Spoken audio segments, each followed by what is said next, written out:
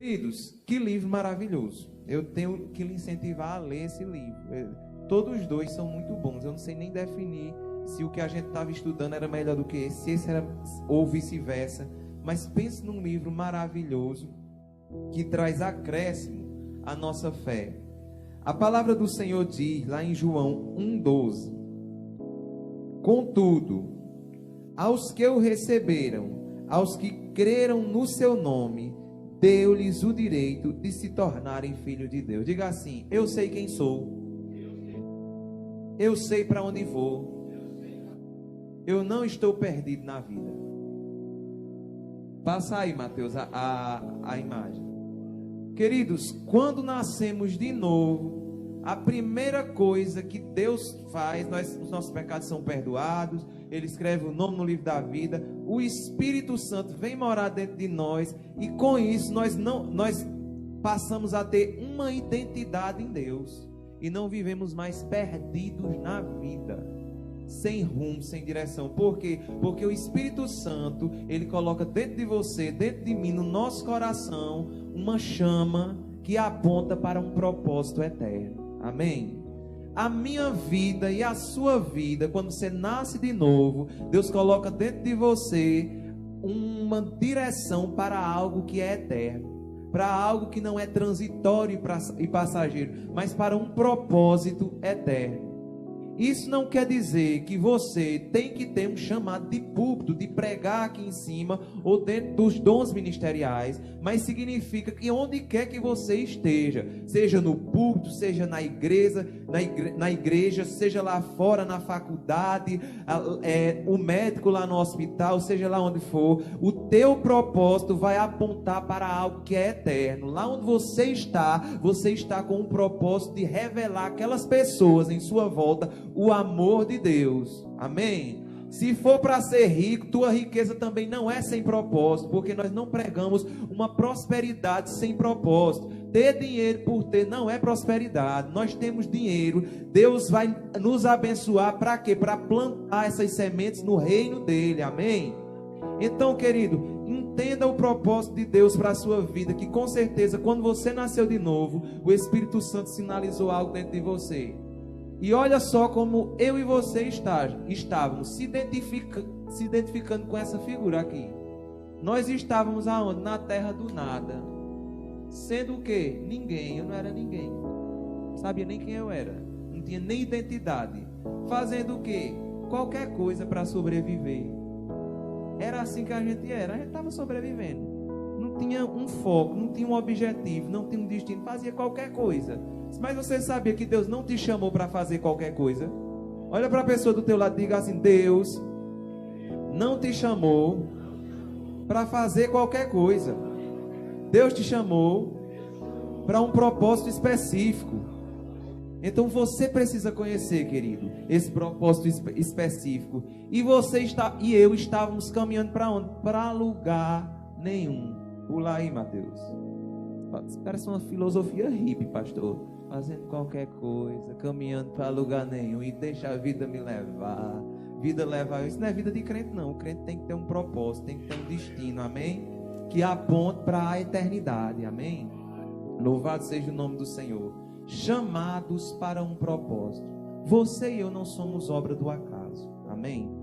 Antes de você nascer, Deus já criou um propósito para a sua vida. Será?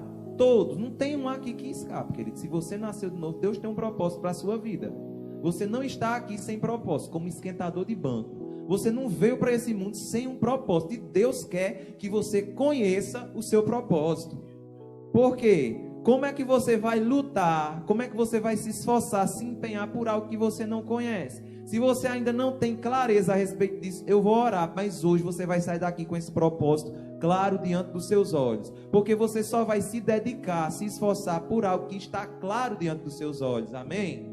Então aqui, quando éramos pecadores, estávamos em trevas, sem conhecer ao Senhor, sem ter sua luz, andávamos sem propósito, sem sonhos, sem objetivos claros em nossa vida. Quem não sabe para onde vai, qualquer caminho serve. Mas nós sabemos para onde vamos. Diga assim: eu sei para onde eu vou. Diga: o meu alvo é Cristo. O meu alvo é o céu. O meu propósito é eterno. E eu vou cumpri-lo. Amém? A palavra pecado significa errar o alvo. Não é isso? O significado de pecado significa errar o alvo. E errar o alvo é não cumprir o propósito. Você foi feito para algo específico. Quando você não faz esse algo específico, fica aí perdido na vida, acaba você dando lugar para o pecado, entrando por um caminho que não é o caminho de Deus para a sua vida. Existe um caminho de Deus para a sua vida e para a minha vida, que Ele planta dentro do nosso coração quando nascemos de novo. Mas só que diante dos problemas, das frustrações, das coisas que vêm, muitas vezes o diabo pega e diz assim: não, deixa esse caminho de lado, vamos agora para o caminho 2, para o plano B. Não tem plano B. Para quem tem um alvo, não existe plano B, só existe um caminho, um alvo. Nosso alvo é Cristo. Adiante Louvado seja o nome do Senhor. Colossenses 1,13. Ele nos resgatou do poder das trevas e nos trouxe para o reino do seu Filho amado. Trevas não combina mais conosco, amém? Agora a luz de Deus brilhou, clareando a nossa vida, nos esclarecendo, nos mostrando quem realmente somos em Cristo Jesus, amém? Nos mostrando que temos um propósito eterno, nos mostrando que nós temos uma finalidade específica em Deus, que nós não somos obras do acaso. Jeremias 1,5, pode passar, Mateus, diz: eu já conhecia você antes de ser formado no ventre da sua mãe. Antes do seu nascimento, eu já havia separado e escolhido você para ser meu profeta às nações. Olhe para dentro de você agora nesse momento. Olhe tudo que você já viveu. Olhe tudo que aconteceu com você, com a sua vida, até você chegar aqui nesse momento. Se você fizer essa reflexão, você vai se lembrar: só podia ser Deus. Se eu estou de pé aqui hoje, agora eu estou fazendo essa autoanálise em mim. Se eu estou aqui pregando aqui nesse púlpito pela graça do Senhor, só podia ser Deus, que me escolheu antes de nascer e disse: você tem um propósito em mim. Muitas vezes o diabo ele vai tentar nos tirar do propósito, dizer que não foi para isso que Deus te criou, tentando nos convencer do contrário, tentando colocar um plano B para a nossa vida, e nós ficamos muitas vezes no stand-by. Deixa a vida me levar, a vida leva eu. Mas Deus te trouxe nessa noite para dizer e te lembrar: você tem um propósito. Você foi escolhido antes mesmo de nascer, no ventre da sua mãe, para um propósito eterno. E essa chama, ela precisa queimar no nosso coração, como na primeira vez, como no primeiro dia. Mateus, pode pular para Provérbios 29:18. Já está ali, ó. Diz assim: sem direção divina, vagamos sem destino. Provérbios 29:18 diz: onde não há revelação divina, o povo se desvia. Mas como é feliz aquele que obedece à palavra. Sabe o que é que vai botar lenha no meu e no seu coração, para deixar a chama desse propósito cada dia aceso? A direção divina. Amém? No Salmo 119 diz que lâmpada para os meus pés é a tua palavra e luz para os meus caminhos. Quando você se expõe à verdade de Deus, à verdade da palavra de Deus, isso vai se tornar claro diante de você. Porque se você não se expõe às verdades de Deus, se você não coloca lenha na fogueira, o fogo se apaga e você vai acabar sem direção. O significado dessa palavra, sem direção divina, o povo se desvia. A palavra desvia no próximo slide, diz: o que é uma pessoa desviada? Desvia, do grego original, significa andando de um lado para o outro, perseguindo seus próprios ou os nossos próprios objetivos, sem ter uma revelação clara do plano de Deus para as nossas vidas. Preste atenção nisso. andando de um lado para o outro. Eu não sei o que é que eu faço na minha vida. Eu faço qualquer coisa para sobreviver. Perseguindo nossos próprios objetivos. A gente esquece o plano A, que é o plano que Deus determinou para mim e para você, e a gente passa a seguir o plano B. Eu agora sou um ser humano normal. Diga assim para a pessoa que está do teu lado: você não é normal não. Você não é desse mundo não. Você não é dessa terra não. Tenha consciência que você não é igual aos outros. Amado, no mundo existe uma luta pela sobrevivência. As pessoas fazem tudo para sobreviver, sacrificando seu tempo, sua família, tudo em nome de dinheiro, em nome de tudo. Não, eu não posso ir para a igreja não porque eu tenho que trabalhar. Não, eu não posso fazer isso não porque eu tenho que fazer isso. Não, irmão. Você não é desse mundo, você não é daqui, e aqui você não vai ficar. O teu alvo é o céu e é para lá que você vai.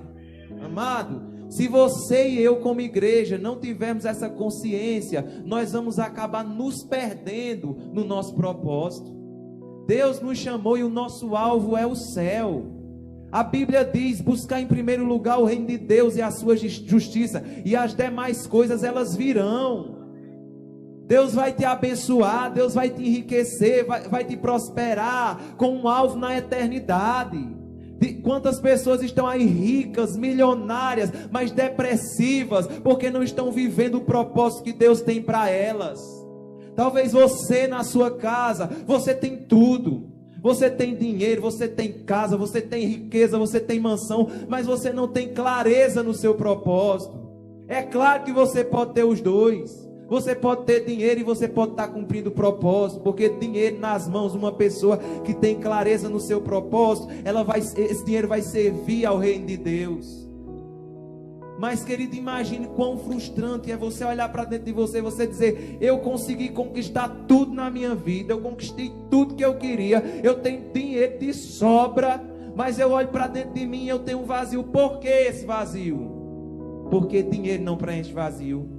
O que preenche o que está dentro de nós é estar vivendo para Jesus, é estar vivendo o nosso propósito, é estar empenhado em nosso propósito. E eu quero mais uma vez catucar você, e eu peço que você catuque seu irmão e diga assim para ele: você se lembra dos teus primeiros dias, que você não media esforços para investir tempo, dinheiro e tudo que você tinha no reino de Deus? Amém. Eu quero dizer para cada um de vocês aqui: Deus trouxe vocês aqui essa noite para acender essa chama de volta. Amém. Deus me trouxe, querido, também a ler esse capítulo desse livro. Eu disse ao pastor: eu mastiguei, remastiguei um monte de vezes esse capítulo, para que essas verdades ficassem claras diante de mim. Nós precisamos saber que nós não somos daqui, que o nosso alvo é o céu, que nós não estamos buscando conquistar apenas para a nossa vida e ter para nós, mas nós precisamos conquistar para o reino, ter para o reino. Existe um monte de gente aí se desviadas do propósito, sem direção, sem destino, perambulando de um lado para o outro, sem ter revelação da palavra de Deus, sem saber o plano de Deus para as suas vidas, que esperam por mim e por você, que temos essa revelação, que temos essa clareza para trazer essa luz para a vida delas. Amém? Tantas pessoas sem amor, sem Deus, sem Jesus, desviadas do seu propósito, porque Deus chamou elas também para um propósito. Amém? Muitas delas depressivas, buscando a morte, famílias destruídas, e nós aqui não lembramos mais do nosso chamado principal. Deus me chamou para ser uma luz para as nações. Você pode dizer isso? O Senhor me chamou. Diga isso: o Senhor me chamou para ser uma luz para as nações.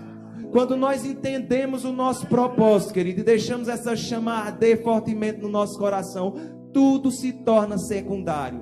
A cara feia do irmão já não importa mais. Se falou comigo ou não falou, não tem problema. Se me reconheceu ou não me reconheceu, não tem problema. Sabe por quê? Porque eu estou focado no propósito, porque eu tenho um alvo.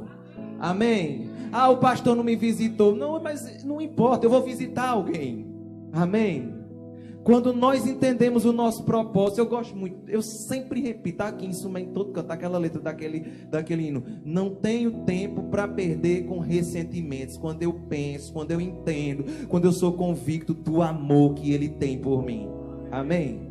É engraçado que às vezes eu vou brigar com o Guilherme, aí Guilherme diz tipo assim: ah, eu não gosto mais de você não. Eu digo: não importa, eu te amo. Eu não estou querendo ser amado por ninguém, não. Eu já sou amado demais por Deus. Eu não estou buscando atenção e amor de ninguém. Eu já sou amado demais por Deus. Se alguém não faz algo comigo, eu estou fazendo. Amém? Eu estou fazendo a minha parte. Nunca se canse de fazer o bem, porque no seu tempo você vai colher, amado. Não fique esperando retribuição, não. Faça aquilo que Deus te chamou para fazer. Cumpra o seu propósito. Amém? 1 Coríntios 9, 24 ao 26. Meu Deus do céu, não vou nem olhar para o relógio. Bem. Oh, glória, que coisa boa, Pai. Muito obrigado, Senhor, por essa palavra linda. 1 Coríntios 9, 24. Vou ler pausadamente com vocês, amém? Não sabeis que entre todos os que correm no estádio, na verdade, somente um recebe o grande prêmio? Correi de tal maneira que alcanceis. Correi de tal maneira que alcanceis. Sabe? Deus te chamou, Deus te deu uma missão, Deus te deu um propósito, então corra de tal maneira que você alcance. Ah, eu não alcancei não, vou desistir. Não. Desistir é uma palavra que a gente tem que eliminar do nosso dicionário, amém? Quando nós entendemos o chamado que Deus tem para a nossa vida, o propósito que Ele tem para a nossa vida, nós temos que eliminar do nosso dicionário essa palavra, desistir. Não tem plano B, só tem o plano A. Eu quebrei a ponte que me ligava ao meu passado, eu estou olhando para o alvo, eu estou seguindo em frente. Essa palavra alcanceis, de tal maneira que alcanceis, diz assim, para que nós alcancemos. Pode passar, Mateus. Correi de tal maneira que alcanceis. Vem do grego kata lambano. Kata quer dizer algo que está descendo do alto. E lambano significa segurar, pegar, agarrar por firmeza. E sabe, eu fui além do livro nessa parte, porque eu achei legal demais essa definição. Kata, algo que está descendo do alto. Não vem de baixo, vem de cima. Não fala sobre coisas desse mundo, fala sobre coisas que são do alto. Pode até ter coisas desse mundo também, porque você está no mundo, você faz parte de uma sociedade, mas o sonho, o propósito que Deus tem a respeito de você e de mim é algo que vem do alto. É uma revelação que vem do alto, vem de Deus para a minha e para a sua vida. E a segunda parte diz que nós precisamos segurar, pegar, agarrar com firmeza. Sabe, querido, nas cartas às igrejas em Apocalipse, existe uma expressão que o Senhor diz: guarda o que tens, para que ninguém tome a tua coroa. Isso significa, querido, que vai surgir muitos desafios no caminho. Isso significa que vai surgir muitos inimigos no caminho, tentando te tirar do alvo, tentando te persuadir a desistir. Vai surgir pressão de todos os lados, e o diabo vai tentar de todas as formas dizer: entrega essa coroa a mim. Desiste, rapaz, desiste disso. Isso não é para tu não, isso é ideia da tua cabeça. Mas você precisa ter convicção, não é ideia da minha cabeça, é algo que eu recebi de Deus, é algo que veio do alto para a minha vida. Queridos, eu fazendo uma autoanálise, eu peço que você faça isso também. Quantos sonhos Deus planta dentro de nós, e diante dos testes que acontecem, o tempo, as críticas das pessoas que não acreditam naquilo que Deus depositou em nós, e tantas outras coisas, nós acabamos até diante dos nossos próprios erros, porque erramos, fracassamos. Muitas vezes nós olhamos assim: realmente não é para mim não. Mas eu quero te dizer mais uma vez, e eu quero que você olhe para a pessoa que está do teu lado e diga assim para ela: você recebeu de Deus. Não é ideia da sua cabeça, é algo que vem do alto. Tire e desistir do seu dicionário. Amém? Tire e desistir do seu dicionário. Volta para a palavra. Volta para onde Deus te falou. Volta para aquilo que Deus te comunicou. Coloca lenha nessa fogueira. Volta a acreditar. Sabe, eu ministrei em Sumé esses dias e tem sido muito forte isso dentro de mim. Deus deseja que eu e você experimentemos da sua graça e do seu poder. Sabe, tudo aquilo que está escrito na palavra ao meu e seu respeito, eu preciso desejar, eu preciso querer andar nisso. Eu preciso dizer: se está aqui é para mim, eu tomo posse, eu vou viver. Se Deus disse ao meu respeito, eu creio, eu recebo. É meu e nada nem ninguém vai tirar. Eu estou agarrado, eu estou segurado, firmado nisso, amado. Você pode dizer ao diabo todos os dias: eu estou firmado, eu estou agarrado naquilo que o Senhor falou para mim. Pode pular, Mateus. Você pode dar um glória a Deus. No capítulo 9, ainda nesse capítulo, no versículo 25, diz: todos os que competem nos jogos se submetem a um treinamento rigoroso. Isso para obter uma coroa que logo se desvanece. No entanto, nós nos dedicamos para ganhar uma coroa que dura eternamente. Querido, você está focado numa coroa incorruptível. Aleluia, você e eu estamos focados em algo que Deus colocou em nosso coração, no meu, no seu coração, que aponta para algo que é eterno, amados. Pode pular, Mateus. A palavra alcanceis, então, retrata a imagem de alguém que encontra alguma coisa pela qual tem ansiado a vida inteira. E ao invés de perdê-la ou deixar passar a oportunidade de possuí-la, então essa pessoa se lança sobre ela com toda a sua força, empenhando dedicação, tomando posse dela e agarrando com alegria. Uma coisa que você esperava toda a sua vida.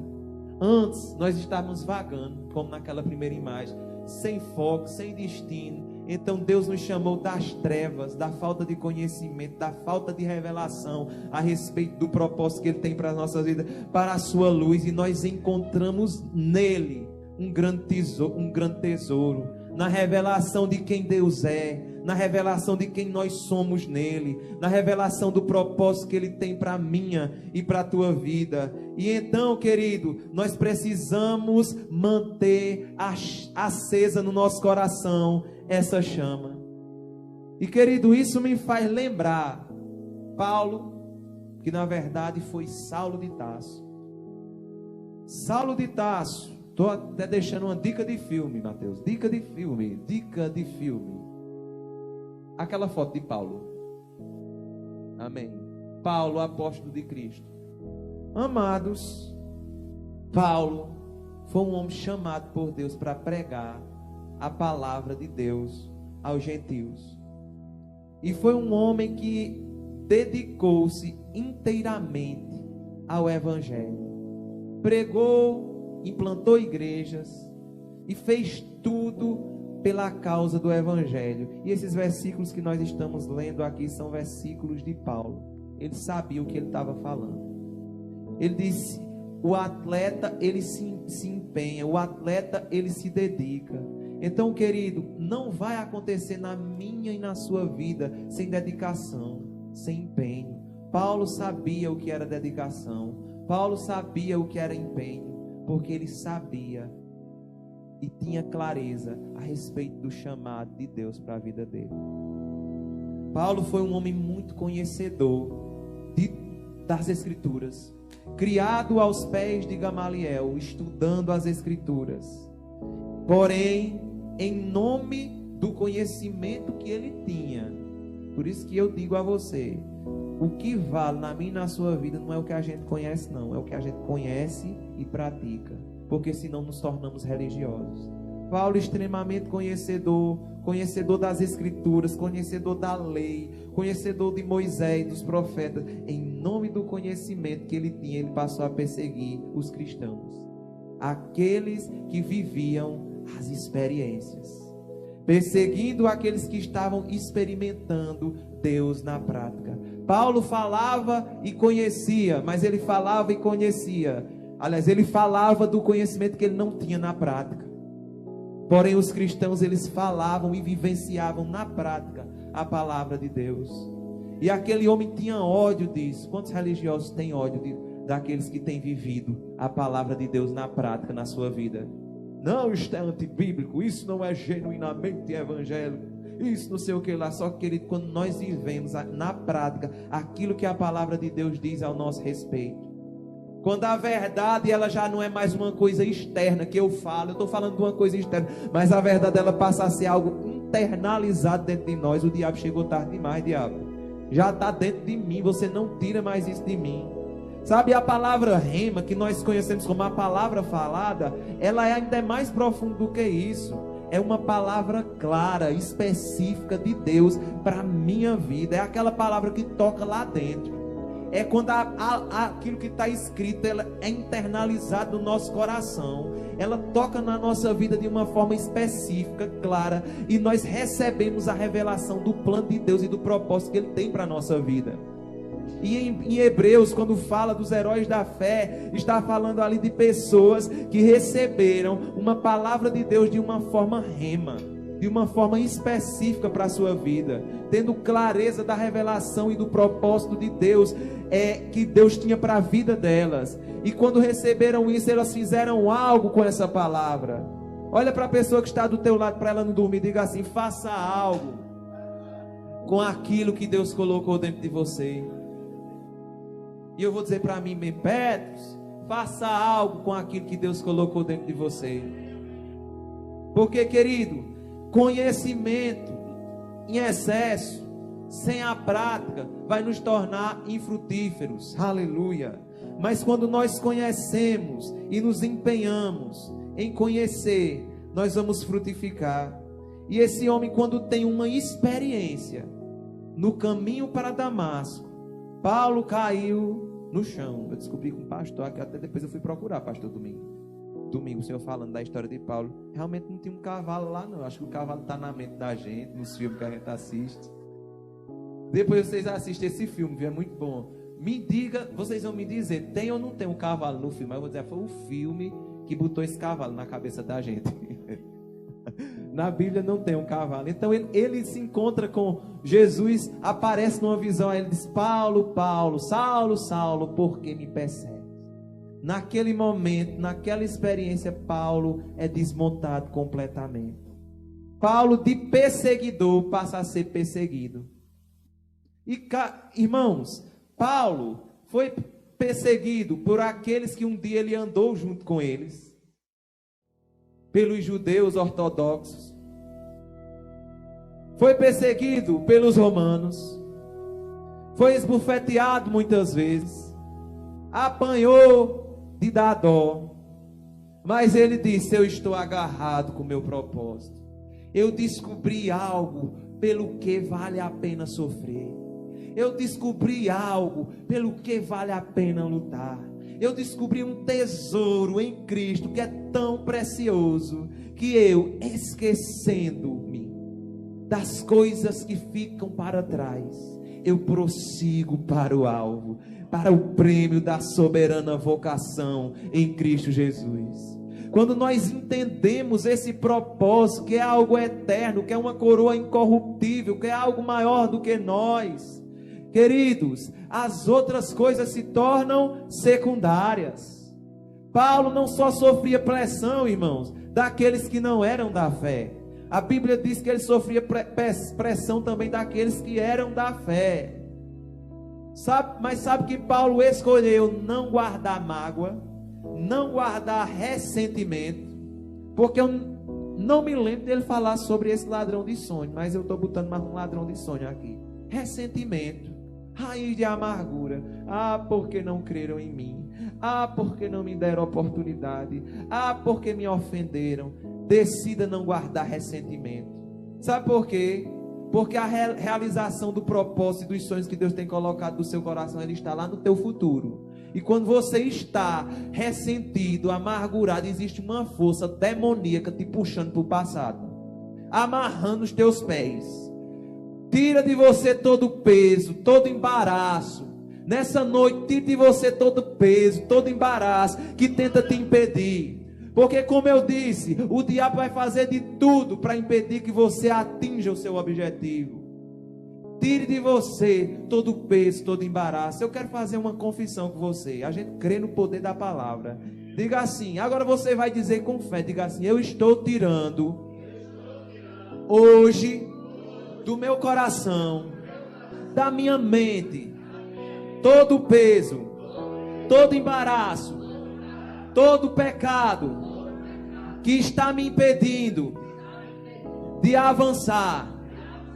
Diga assim: eu me lanço, eu me jogo, eu me agarro à palavra que eu tenho recebido do Senhor. Você pode dar um glória a Deus? Não deixe que essas coisas pequenas travem a sua e a minha vida.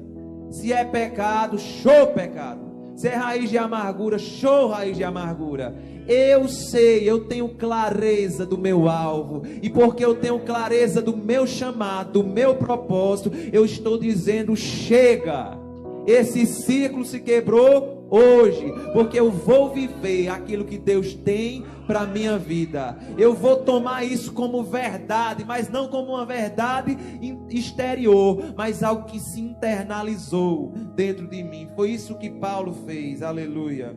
9:26, 1 Coríntios 9:26 diz: portanto, não corro como quem corre sem alvo, e não luto como quem apenas soca o ar. Seja intencional. Não faça seu trabalho no automático. Não basta fazer, tem que querer fazer.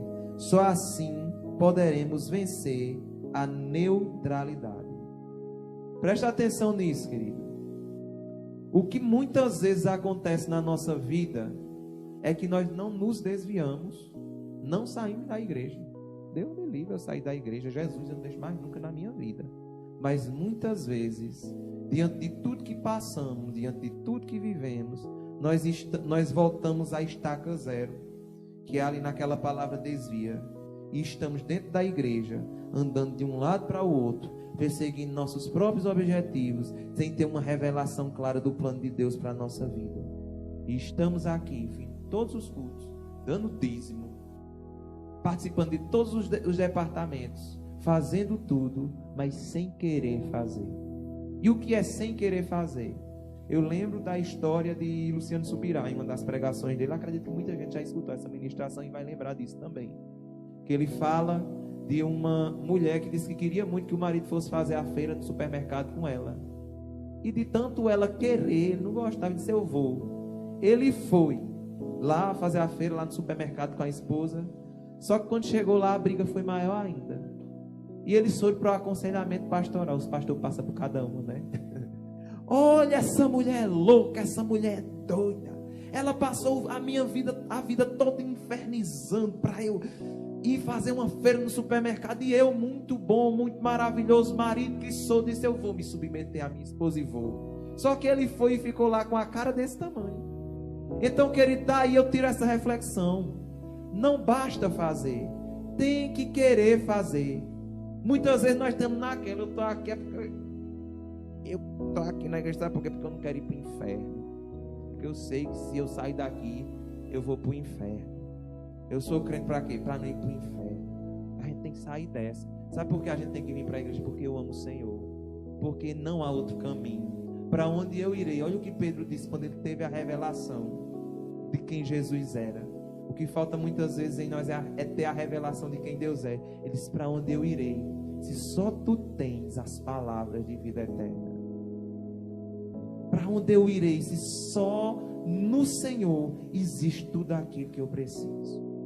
Para onde eu irei? Então, querido, não basta fazer, tem que querer fazer, tem que se dedicar, tem que saber por que eu estou aqui, por que eu estou pregando, para alcançar vidas. Tem que entender que o propósito sempre vai ser na eternidade, alcançar vidas, alcançar os perdidos que estão fora e muitas vezes os perdidos que estão aqui dentro também. Porque muitas vezes nós nos encontramos perdidos aqui dentro. Eu já me encontrei perdido aqui dentro.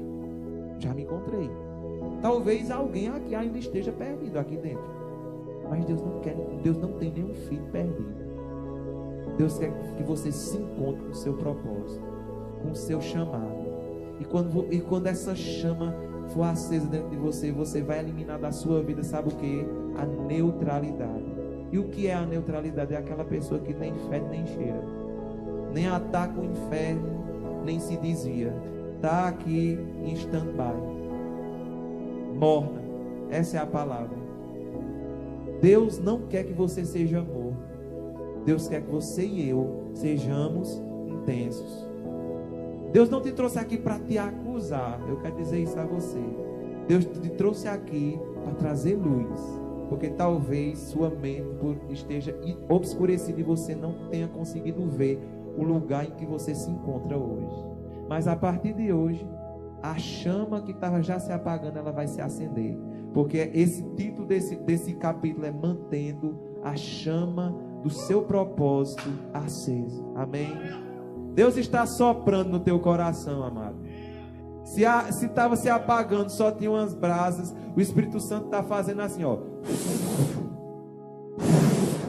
E o fogo está voltando, amado. O fogo está voltando, amado. Aleluia. Louvado seja o nome do Senhor Jesus. Me perdi, Mateus. Aleluia. Seja intencional. Amém. Hebreus 6:12. Glória a Deus, vai dar tempo. Louvado seja Deus. Hebreus 6:12 diz: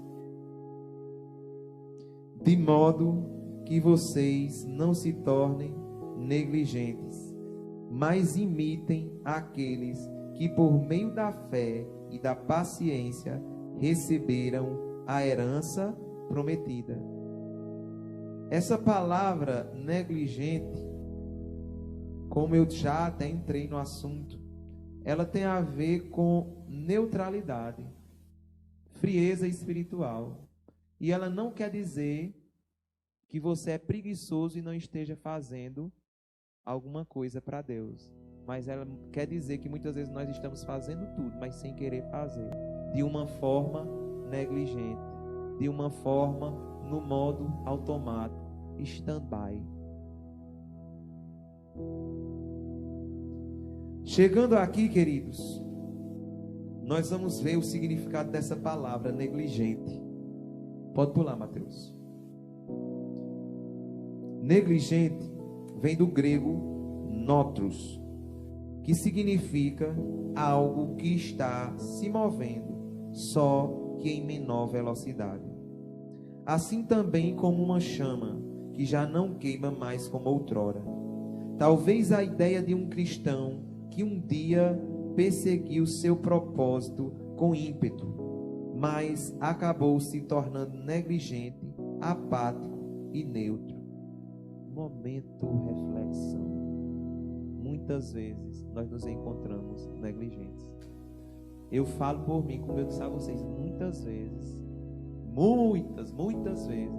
nós estamos negligentes quanto àquilo que Deus tem colocado no nosso coração. Quantas vezes nós estamos aqui, eu já me encontrei muitas vezes assim, negligente, se movendo, só que em menor velocidade, queimando, só que com aquela chaminha quase se apagando, sem ímpeto, sem intensidade, sem vontade, sem paixão, sem desejo. E muitas vezes é irônico, mas muitas vezes o que causa isso é o conhecimento. Não é irônico isso? Eu conheço tanto que eu posso me tornar aqui uma máquina de pregar. A gente vê isso nesse livro. O autor Rick Renner disse que tinha pavor a esse texto de Hebreus, porque disse: eu fiz de tudo na minha vida para não ser chamado de preguiçoso. E eu me empenhei em dar o meu melhor. E um dia Deus me chamou para esse versículo e disse que eu estava em pecado nesse versículo de Hebreus. E ele disse que se indignou com Deus. E quando ele viu esse versículo, ele disse: não significa que eu seja preguiçoso, mas eu me tornei, olha, Rick Renner disse, eu me tornei uma máquina de pregar.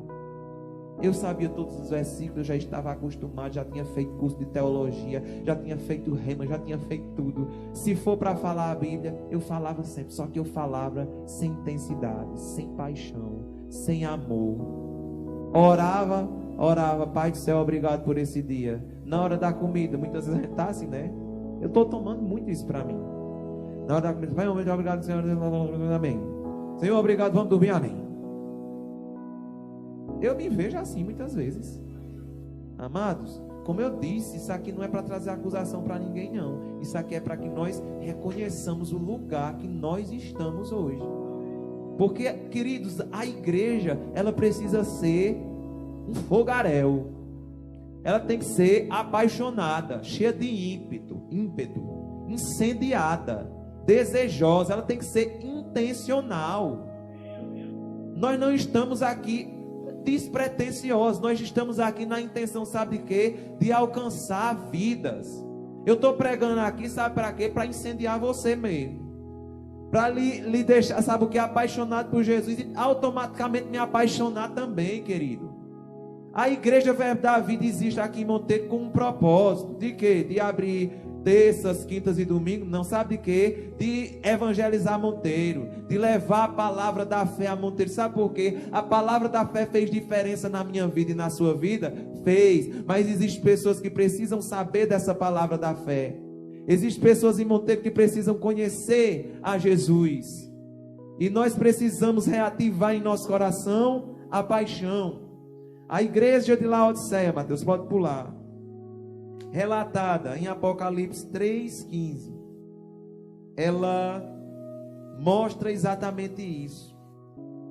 A negligência que nós como cristãos muitas vezes podemos tomar para as nossas vidas. A frieza espiritual em não estar cumprindo o nosso propósito. E não adianta criar maquiagens, não adianta tentar disfarçar. Sabe qual é o remédio? Se arrepender e voltar ao primeiro amor. Diz assim, igreja de Laodiceia, Apocalipse 3,15. O anjo do Senhor, o Senhor Jesus falou à igreja, ao anjo da igreja que estava em Laodiceia: conheço as suas obras, sei que você não é fria nem quente. Melhor seria que você fosse fria ou quente. Assim, porque você é morno, nem frio, nem quente, estou a ponto de vomitá-lo da minha boca. E essa palavra, você nem é frio, nem quente. Sabe por quê, querido? Muitas vezes, exteriormente, a gente está assim, ó. Mas interiormente, o Senhor conhece as nossas obras. Interiormente, o secreto, a quando ninguém não está vendo, aliás, é cheio de pecado. Eu e você podemos até simular o mover de Deus, mas o mover de Deus não é algo que é de fora para dentro, é algo que é de dentro para fora. Nós não podemos ser sepulcros caiados, cheios de vida por fora, mas por dentro podre. Nós não podemos regredir, voltar à estaca zero. O Senhor conhece as nossas obras, amado. Não podemos ser frios e quentes ao mesmo tempo. Não podemos ser frios ou quentes. Aliás, não podemos ser mornos. Nós temos que decidir queimar o nosso coração por Senhor Jesus. A Laodiceia, bota o mapa, Mateus. Laodiceia, ela ficava entre duas cidades, Hierápolis e Colossos. Interessante que está aqui, ó, quente, frio, Colossos. Aqui era uma região que tinha atividade vulcânica, e por conta disso existiam águas aquecidas em Hierápolis E em Colossos existia águas frias. E o que acontecia? O pessoal daquela região, no verão, ia tomar banho nas águas frias de Colossos. Colossos estava cumprindo, sabe o que? O seu propósito. Aqui, Hierápolis, no tempo do frio, eles iam tomar banho nas águas quentes e terapêuticas de Hierápolis. Hierápolis estava cumprindo o seu propósito. Amados, só que Laodiceia resolveu fazer um canal para trazer a água dessa cidade. E não sei o que houve, a água não era nem quente nem fria. Isso trouxe uma revelação para mim. Não adianta tentar imitar, não adianta tentar disfarçar, não adianta colocar a ação humana no meio. Tem que partir de Deus. Como eu disse, não adianta. Se errou, se estamos eu e você na neutralidade, sabe qual é o caminho? Não é tentar disfarçar, é reconhecer, é dizer: Senhor, eu me arrependo, eu quero voltar a queimar por Ti. Eu quero voltar a me mover como eu me movia, naquela velocidade. Eu quero voltar a queimar como eu queimava antes pelo Senhor. Cris, pode vir se dirigindo aqui o grupo de louvor? Aleluia. Queridos, como Deus é bom. Como eu tenho sido abençoado por esse capítulo. E esse aqui eu moí e remoí, pastor.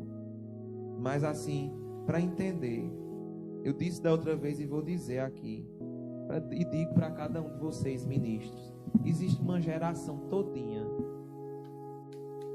que está se perdendo aí. E nosso alvo é trazê-las para o Senhor. Eu percebo, querido, como é bom quando a gente toma conta de novos convertidos, pessoas que estão ali no nosso convívio. Casa que não tem menino novo é uma casa triste. Vocês sabiam?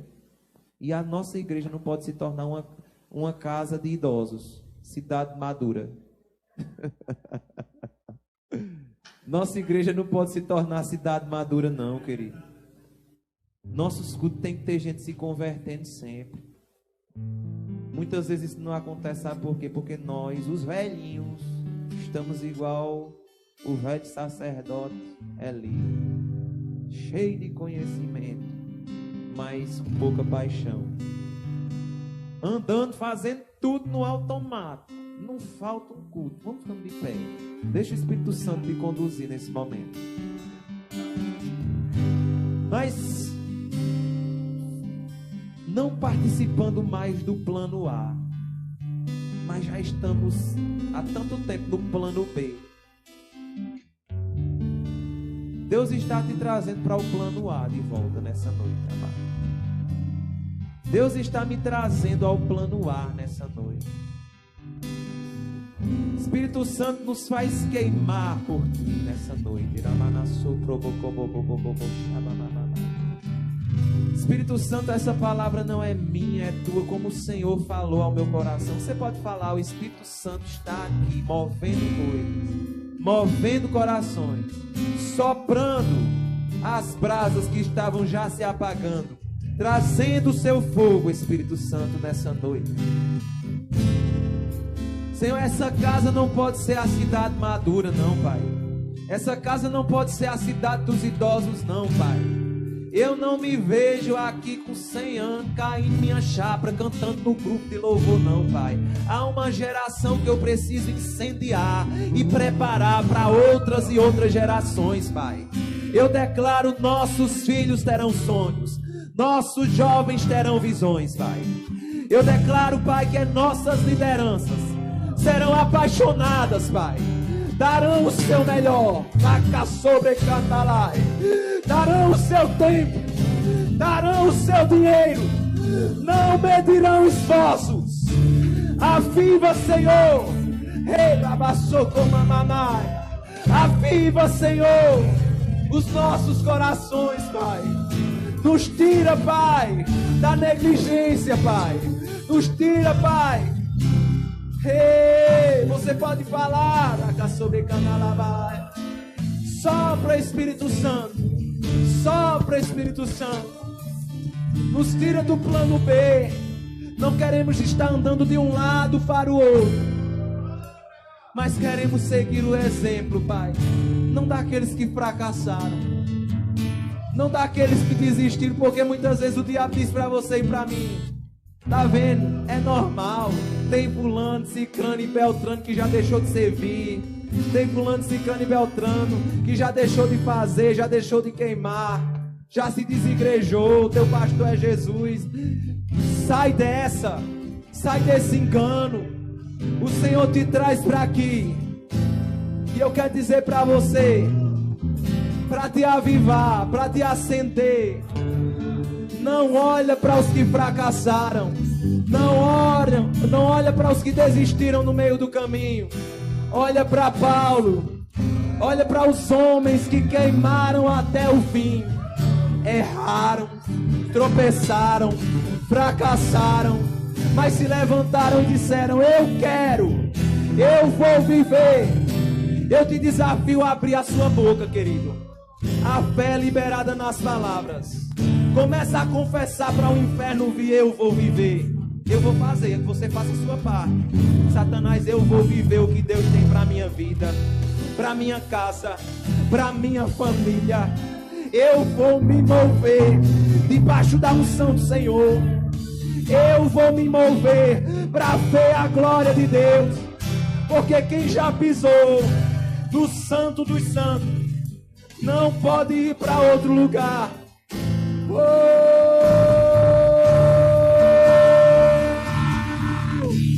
Sobra!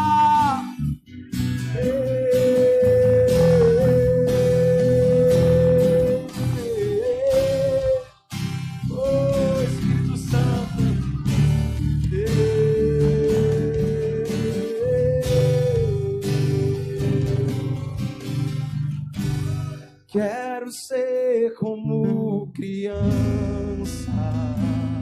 Diga isso ao Senhor.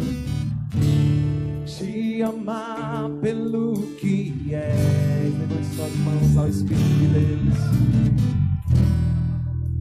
Voltar à inocência.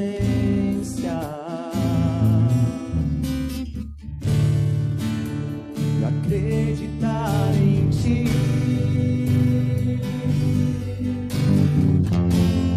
Mas às vezes sou levado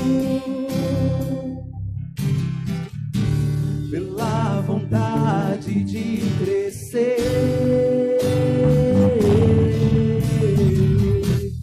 Torno-me independente e deixo de simplesmente crer. Se entregar a Ele nesse momento. Não posso viver longe do teu amor, Senhor. Não posso viver longe do teu abraço, Senhor. Não posso viver só o Senhor. Longe do teu abraço, Senhor. Diga ao Espírito de Deus: abraça-me. Sobra aqui, Espírito Santo. Abraça-me.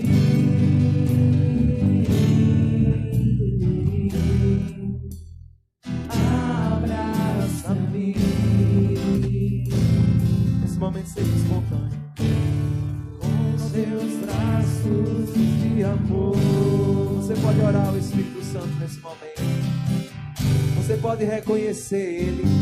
Você pode reconhecer Ele espontâneo, minha gente. Não precisa cantar, não. Nesse momento eu quero que você reconheça. Reconheça tudo que Deus é na sua vida. Reconheça que você precisa viver para Ele. Que eu preciso viver para Ele. Eu reconheço, Senhor, que eu preciso ser intenso, que eu preciso dar minha vida, meu tempo, meus dons, meus talentos. Eu reconheço que eu não basta fazer, tenho que querer fazer. Eu reconheço, Senhor, os meus erros, as minhas falhas diante do Senhor. Mas eu quero queimar novamente, com intensidade, com ímpeto, com desejo.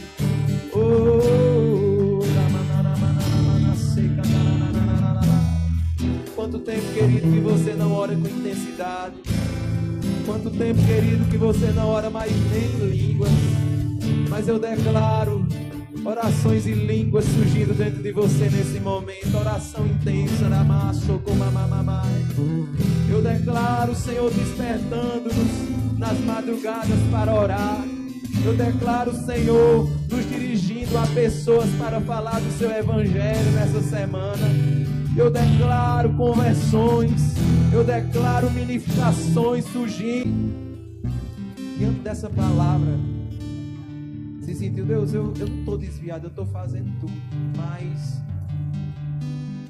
parece que eu estou sem propósito, parece que eu estou perdido na casa do Pai.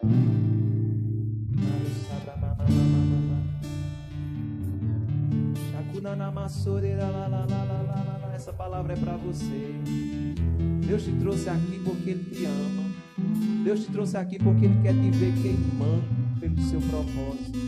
Deus te trouxe aqui porque Ele quer te ver intenso outra vez. E se você errou, volta ao caminho. Ele não lança em outro. Se você falhou, volte ao caminho. Ele não lança em outro. Se você pecou, se arrependa hoje.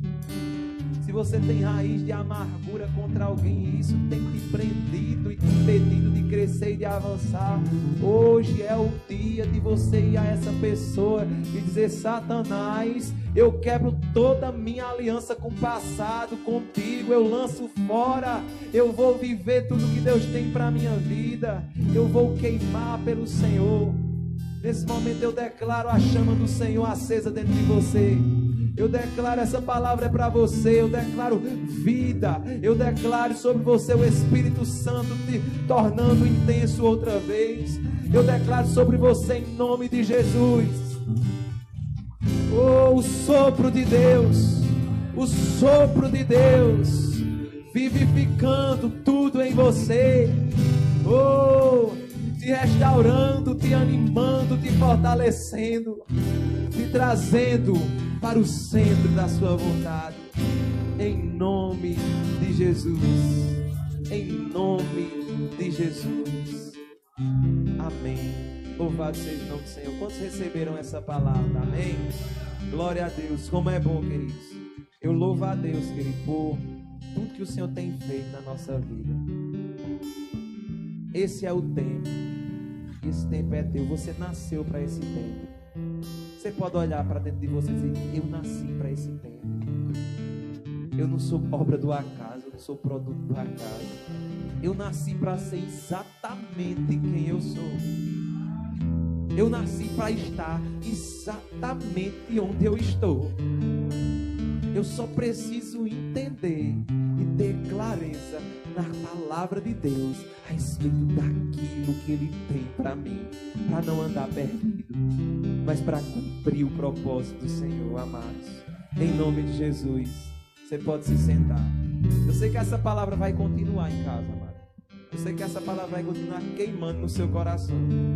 Você vai se acordar de noite, você vai meditar nela durante essa semana. E você vai me dizer ainda a respeito do testemunho que foi ocasionado na sua vida a partir da data de hoje. No dia 27, né? 27, na Igreja Verbo da Vida, eu recebi uma palavra que me incendiou. Sabe, eu não vi ninguém caindo, pulando, gritando aqui não. Mas, querido, a eficácia da palavra vai além. Louvado seja o nome do Senhor. É lindo, eu amo. É bom demais quando a gente cai e pula. Mas a palavra vai fazer sentido lá fora. Porque é lá fora que Deus quer te usar, que Deus quer me usar. Em nome de Jesus. Amém. Aleluia. Você foi abençoado, meu irmão. Aleluia. Glória a Deus. Só reforçando, sábados, 19h30, construídos para durar. Você casado, convida outro casal para estarmos aqui, vai ser bênção. E no domingo, 10 horas, culto de escola bíblica e culto de celebração às 18 horas, com o pastor Carlos. Mandar, vai ser poder de Deus, amém? Fica de pé, fala com teu irmão, deseja a ela uma noite de paz. A paz do Senhor é aquela que tranquiliza e dá força para caminhar, amém?